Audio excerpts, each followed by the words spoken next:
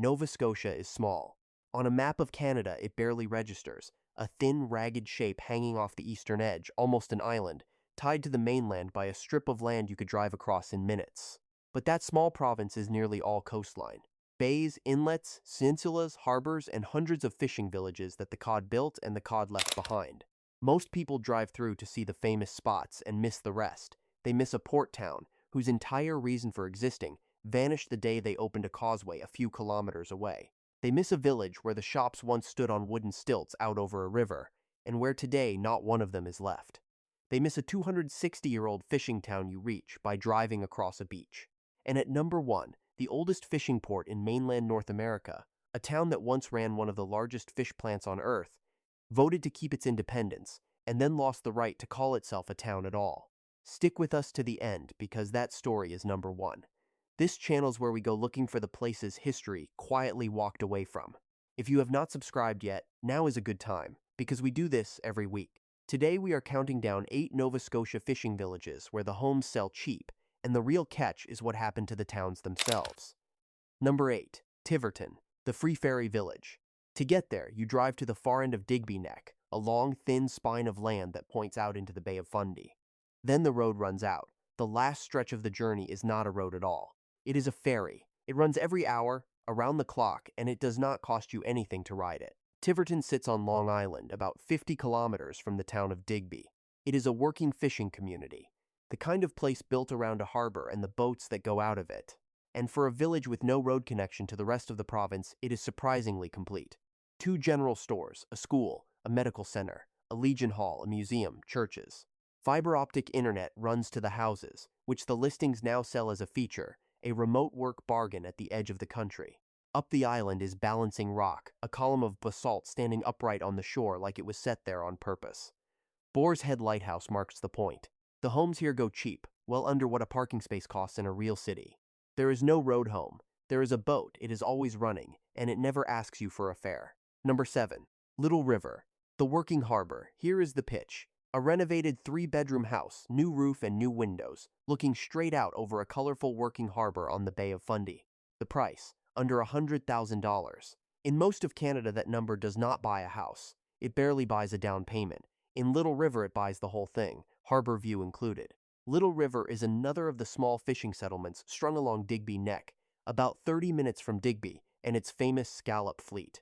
It is 5 minutes from the ferry out to Briar and Long Islands, which means whale-watching boats, birding, and coastal trails are all close. The renovation on that cheap house was finished in 2024 and 2025. New metal roof, new windows, the expensive work already done. So why is it that cheap?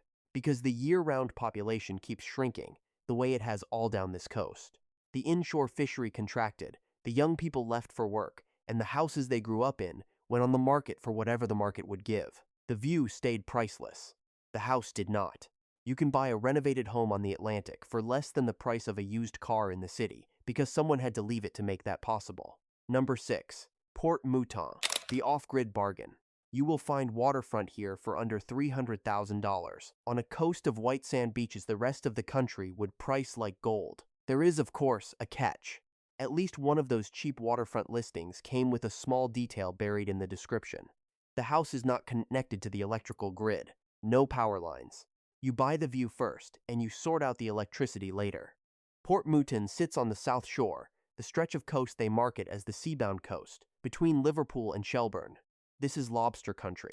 The boats still go out. The beaches are long and pale and largely empty. The province has spent years openly courting newcomers to places like this, trying to slow the drift of people away from the coast. The pitch is real. The prices are genuinely a fraction of what the same water would cost in Ontario or British Columbia. But the off-grid listing tells you the rest of the story. These are not vacation brochure prices because the place is undiscovered. They are these prices because keeping a life going out here, on the edge of the Atlantic, is harder than the photographs admit. A waterfront home on a white sand beach, going cheap. The wiring is your problem. Number 5. Clintsport, the town that lost its river streets. Picture a main street that did not sit on land.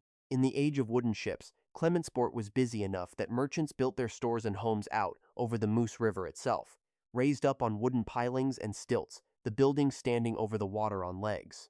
That was the boom. Clementsport sat on the Annapolis Basin, roughly halfway between Annapolis Royal and Digby, and it lived on wooden shipbuilding. When you build ships out of wood, a town like this makes sense, close to the timber, close to the water, close to the trade. Then the world stopped building ships out of wood. The shipyards went quiet, and the reason for the town went with them. The buildings out over the river came down, one way or another. Today, not one of those stilted structures is left standing. The river is just a river again, and the decline did not stop with the ships. In recent years, a second, quieter wave took the modern village too. The gas station closed. The convenience stores closed. The pizzeria, the art galleries, a bed and breakfast, all gone.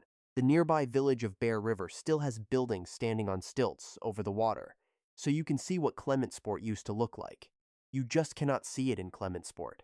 What is left is a quiet residential community along Highway 1, the kind of place you would drive through without knowing it once stood on top of a river. A town that built itself out over the water and left nothing behind but the water. Number 4. Mulgrave, the town the causeway killed. In 1955, they finished the Canso Causeway, a permanent road link across the Strait of Canso to Cape Breton Island. For most of Nova Scotia, it was progress. For Mulgrave, it was the end. Because Mulgrave existed to do one thing: move people and goods across that strait. The community began in the early 19th century as McNair's Cove. It took the name Port Mulgrave in 1859, later shortened to just Mulgrave. And from the 1810s onward, its whole economy was the ferry, the boats that carried everyone and everything across the water between the mainland and Cape Breton. For nearly 150 years, that was the job, that was the town. Then the causeway opened and the cars simply drove across. No ferry required. Here is the thing about a town built on a single function. When that function disappears, there is no soft landing. The ferries that were Mulgrave's reason for being were not needed anymore, and the economy that had grown up around them evaporated almost overnight. The town has been managing slow decline ever since. By the 2021 census, Mulgrave was down to 627 people, spread thin at about 35 residents per square kilometer. It still has deep water off its shore, the kind of harbor that, in theory, could anchor industry again. The potential is still there on paper, but the simple version is harder. A community spent a century and a half being the way across the strait. Then someone built a better way across, a few kilometers away, and never looked back. They built a road to Cape Breton. The town that used to carry everyone across has been getting smaller ever since. Quick pause. If you are finding these worth your time, drop a like. It genuinely helps these stories reach people who would otherwise never hear them. And if you have ever driven the Nova Scotia back roads and passed a boarded-up wharf or a for sale sign on an empty house, tell me about it in the comments. That is how we find the next ones. We have done the cheap and the quirky so far. The last 3 get heavier. Number 3. River Hebert, the cheapest doors in the province. A 2-bedroom house. Steel roof, heat pump already installed, a good veranda, a short walk from the school. Move-in ready. The listing pitches it as a starter home for a young couple. The price sits under $100,000, the kind of number that, in most of the country, is simply not attached to a whole house anymore. River Hebert is a small village in Cumberland County, up in the northwest corner of the province, where the land meets the upper Bay of Fundy and the Chignecto marshes. This is tidal bore country. The Fundy tides here are among the most extreme on the planet, and the rivers reverse and surge twice a day. Now, in fairness, River Hebert grew up around coal and the marsh economy more than the open water fishery. Its history is closer to a mining village than a fishing port, but it sits in the same long story as the rest of this list. The industry that built it faded, the work moved on, and the housing stayed behind, priced for a population that is no longer arriving. So the doors are cheap, cheaper than almost anywhere in Canada. Steel roofs, heat pumps, walkable to the school, ready to live in. The cheapest front doors in the province, and almost nobody standing on the step. Number 2. Lockport, the Golden Age port on a sandbar. In 1762, 2 families left Massachusetts and sailed north looking for a better place to fish. Not a better view, not a quieter life, a better position relative to the cod. They wanted to be closer to the Grand Banks, the great fishing grounds off the coast, and they wanted somewhere sheltered to do it from. They found a peninsula in a protected bay, and they made their bet. The patriarchs were Jonathan Locke and Josiah Churchill, and in 1764 their township, Locke's Island, was registered down the coast in Liverpool. The bet paid off enormously. The town sat at a near-perfect midpoint between the New England colonies and the fishing grounds, and it became a hub for both catching fish and trading it. This was a salt cod boomtown.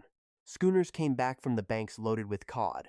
Trade ships ran the long route down to the West Indies, carrying lumber and salt cod, and returning with molasses and salt.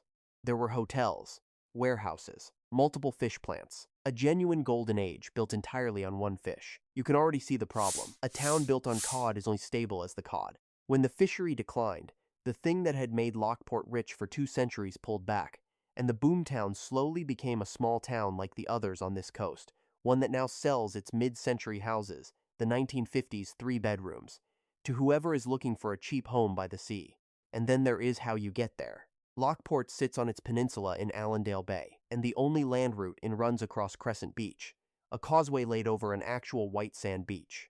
You do not drive to Lockport over a bridge or a berm. You drive over a beach with the Atlantic on both sides to reach a town that 2 families gambled everything on more than 260 years ago. The cod built it, the cod left, and the road home still runs across the sand. Number 1. Canso, the oldest fishing port that outlived its own town. Drive to the end. Not a metaphor, an actual dead-end highway, running northeast across mainland Nova Scotia until the land simply stops at the edge of the Atlantic. When you arrive, the first thing you notice is the wind. It comes straight off Chedabucto Bay, off open water, and there is almost nothing to slow it down. The highest point in town is barely 14 meters above the sea. Then you notice how quiet the wharves are. This is one of the great fishing ports of the continent, and for most of the year the harbor is still. The boats that are left rock at their moorings. The wind works at the buildings. Offshore you can see Grassy Island, where the ruins of an early 1700s fishery sit empty in the grass.